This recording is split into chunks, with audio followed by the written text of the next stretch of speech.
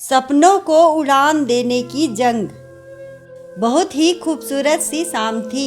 सूरज देवता विदा ले रहे थे और चंदा मामा धीरे धीरे दस्तक दे रहे थे। हल्का हल्का संगीत बज रहा था और माधुरी अपने कॉफी का कप हाथ में लिए उस खुशनुमा मौसम का लुत्फ ले रही थी। आज बहुत ही हल्का महसूस कर रही थी।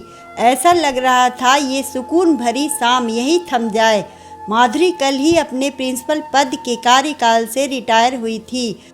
उसी छोटे से शहर में वो रिटायर हुई जहां उसने जन्म लिया था। बड़े शहरों की भागा भागी से यह छोटा शांत सा शहर उसे बहुत सुकून दे रहा था, या यूं कहे कि जिंदगी की उलझनों से यहाँ आकर वो बहुत हल्का महसूस कर रही थी। वैसे भी अपनी जन्मभूमि का अपना एक अलग एहसास होता है। बहुत लंबा सफ़र तय किया था उसने, कई उतार चढ़ाव के साथ। उसका यह छोटा सा शहर जहां लड़कियों की उच्च शिक्षा के बारे में सोचना भी माँ बाप के लिए मना था। खुद उसके दादाजी भी यही मानते थे, लेकिन उसके पापा और दादी की हिम्मत और बगावत से ना सिर्फ वो आगे बढ़ सकी, बल्कि दादाजी की सोच भी बदली और गांव में कॉलेज भी खुला और धीरे धीरे छोटा सा शहर एक सुविधा युक्त शहर में बदल गया। उसका छोटे छोटे पायदानों को पार करते प्रिंसिपल बनते तक का सफ़र आसान नहीं था। ऐसे ही सोचते सोचते कब उसने अतीत की चादर ओढ़ ली पता ही नहीं चला। मम्मी, कल मेरा रिजल्ट आ रहा है और आपने मुझसे वादा किया था कि अगर मैं अच्छे नंबर लाई तो आप शहर के कॉलेज में दाखिला दिला देंगी। माधुरी चहकती हुई अपनी माँ शोभा जी से बोली। हाँ री, सब याद है मुझे, बस तू ऐसे नंबर ला कि तेरे पापा को भी मानना पड़े। दूसरे दिन सुबह बहुत जल्दी उठ गई और वो नहा धोकर मंदिर में पूजा भी कर ली। बाहर के चक्कर लगा रही थी क्योंकि उन दिनों रिजल्ट अखबार में आया करता था। जैसे ही अखबार गिरने की आवाज़ सुनाई दी, वो दौड़ी और अखबार उठाकर मम्मी के पास ले गई। मम्मी, आप देखो ना।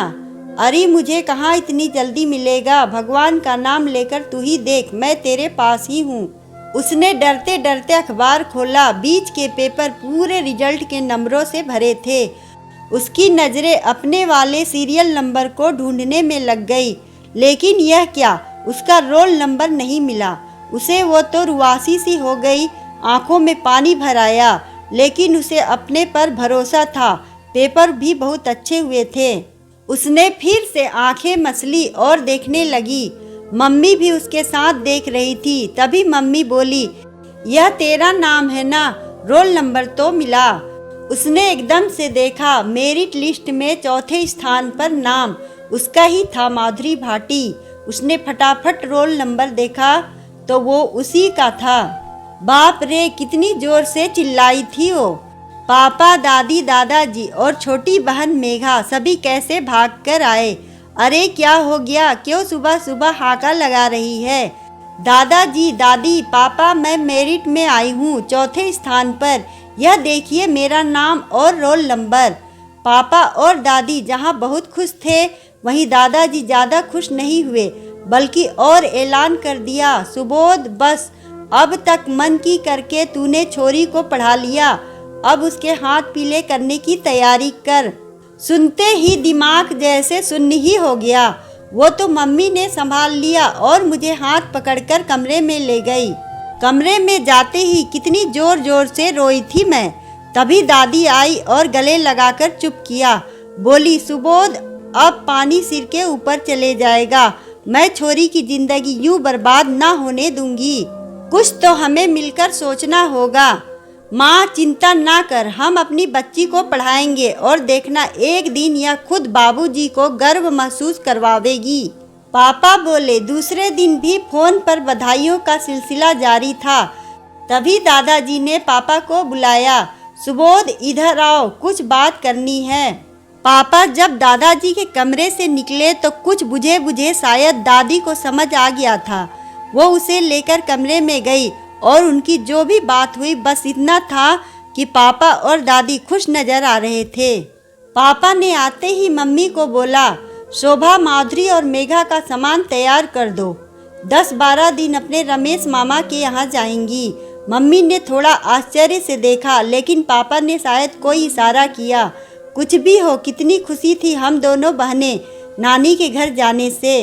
वो तो वहाँ जाने के बाद समझ आया कि हमें क्यों भेजा गया है, क्योंकि दूसरे दिन रमेश मामा ने एक फॉर्म देते हुए बोला कि इसको भर देना, कल सुबह जमा कराना है।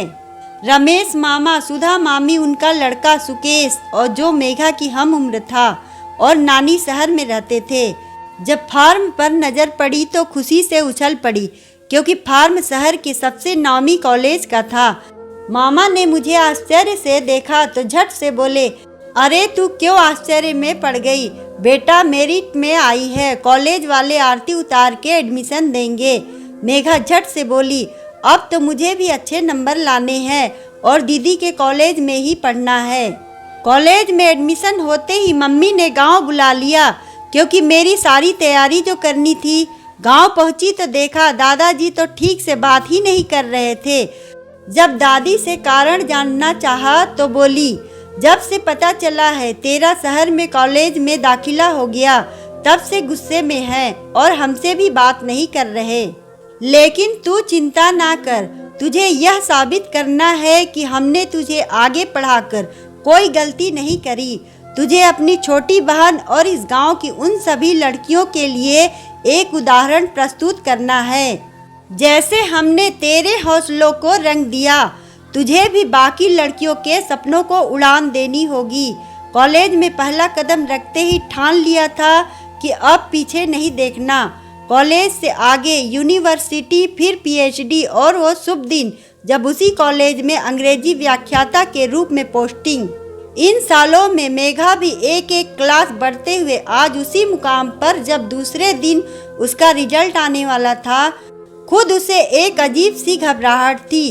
सो छुट्टी लेकर घर चली गई और अपनी बहन के उस पल में उसका साथ देने सोच कर गई थी। अगर फिर दादाजी ने रोका उसे तो आज पापा, मम्मी और दादी के साथ मुझे भी खड़ा होना है।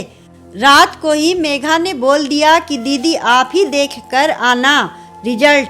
इन कुछ सालों में रिजल्ट अखबार से निकल कंप्यूटर पर आ गया था। जैसे ही रिजल्ट देखा मैंने पापा को फ़ोन किया, पापा आपकी छोटी ने मुझसे भी एक कदम आगे बाजी मारी है। हाँ, मेरिट में तीसरे नंबर पर आई है। घर पहुंची तो एक अलग ही माहौल था। काफ़ी लोग जमा थे और अचरज की बात सबसे ज़्यादा खुश दादाजी लग रहे थे। जैसे ही गेट के अंदर गई, दादाजी ने माला पहनाकर गले लगा लिया और फिर मेघा को बुलाकर जोर से बोले, यह है हमारी छोटी पोती जिसने मेरा सर गर्व से ऊंचा कर दिया। पूरे जिले में प्रथम आई और राज्य में तीसरे नंबर पर। आज मैं आप सभी से यही कहना चाहता हूँ कि आप अपनी बच्चियों को पढ़ाएं जितना वो पढ़ना चाहे। उनके पंख मत काटिए, उन्हें उड़ने दीजिए खुलकर। इन मासूम कलियों को शादी के बंधन में इतना जल्दी मत बांधिए कि यह अपनी पहचान ही खो दें। पिछले कुछ सालों में मैंने महसूस किया कि लड़कियों के लिए भी शिक्षा उतना ही जरूरी है जितनी लड़कों के लिए। मेरी पत्नी और सुबोध का शुक्रगुजार हूँ कि उन्होंने मेरे फैसले के विरुद्ध जाकर मेरी बड़ी पोती माधुरी के हौसलों को उड़ान देकर उसमें रंग भरे और उसके आगे पढ़ने की इच्छा को नया आयाम दिया। आज सबके सामने माधुरी से माफ़ी भी मांगना चाहता हूँ और मेरा प्रायश्चित इसी रूप में करूँगा कि हमारे शहर में भी कॉलेज खुल जाए, जिससे हमारी बच्चियों के उच्च शिक्षा के रास्ते सुलभ हो सकें। मैं यही चाहता हूँ कि हमारे यहाँ की हर बेटी अपना सपना पूरा करे और अपने हौसलों के दम पर अपनी ज़िंदगी रंगीन करे। माधुरी बेटा, मैं चाहता हूँ कि एक दिन तुम इस कॉलेज में प्रख्याता बनकर आओ और यहाँ की हर लड़की को पढ़ने के लिए प्रोत्साहित करो। और फिर दादाजी की मेहनत से वहाँ कॉलेज खुला और फिर वो शुभ दिन जब मेरी पोस्टिंग उस कॉलेज में हुई। दादाजी ने जाते जाते वचन लिया कि हर लड़की को पढ़ने और अपने हौसलों को रंग भरने में प्रोत्साहन देगी। उस दिन से जंग की शुरुआत करी और कल जब उसके रिटायरमेंट फंक्शन पर अपने छोटे शहर की उन लड़कियों से मिली जो उच्च पद पर कार्यरत थीं, तो लगा जिंदगी का सपना पूरा हो गया। उस एक हौसले ने जीवन में कई तरह के रंग बिखेर दिए। तभी फोन की घंटी ने उसे वर्तमान में लौटा दिया। जैसे ही उसने फ़ोन उठाया तो आवाज़ आई, माधुरी मैडम, छाया बोल रही हूँ, कल आ रही हूँ अपने ही शहर में कलेक्टर बनकर, सब आपके विश्वास के कारण। कल मिलती हूँ, नमस्ते।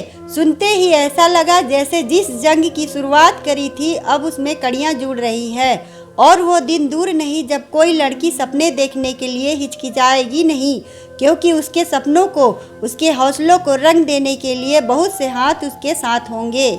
दोस्तों, कभी आपको भी मौका मिले किसी दूसरे के हौसलों को रंग भर देने का तो चूकिएगा मत। बहुत कम लोग होते हैं जो दूसरों के सपनों को उड़ान देने में अपना हाथ आगे करते हैं। आइए एक जंग शुरू करें और उन हौसलों में रंग भरें जिनके पंख तो हैं लेकिन उड़ नहीं पा रहे। अगर आपको हमारी कहानी अच्छी लगे तो वीडियो को लाइक करें, चैनल को सब्सक्राइब करें और कमेंट में बताएं कि आपको कहानी कैसी लगी। धन्यवाद।